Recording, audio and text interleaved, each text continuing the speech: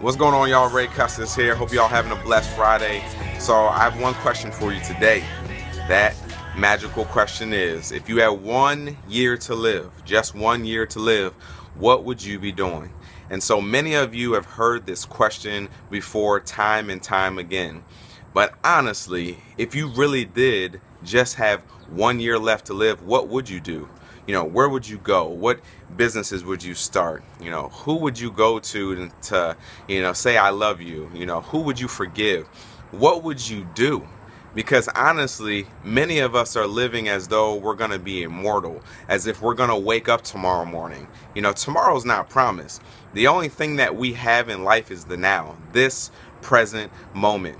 So let me go a year out and ask that question of, if you only had 1 year to live, what would you do?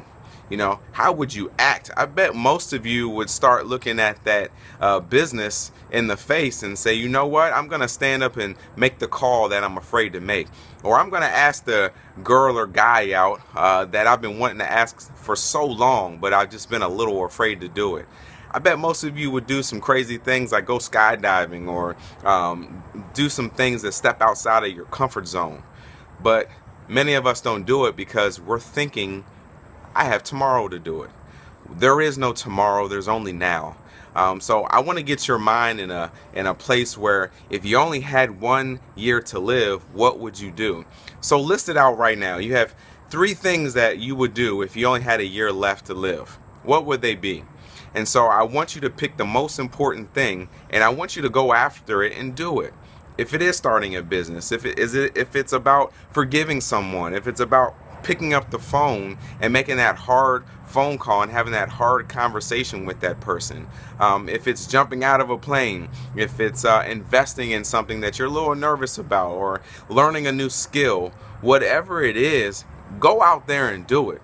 Because tomorrow is not promised, and you may only have a year left of your life. Les Brown said it the best. There are more dreams, more goals, and more talent and more gifts in the freaking in the graveyard. So many talents and so many dreams just lay there because people didn't want to pursue them because they had fears. Many of them would probably tell you they didn't expect to die when they died. They didn't expect it.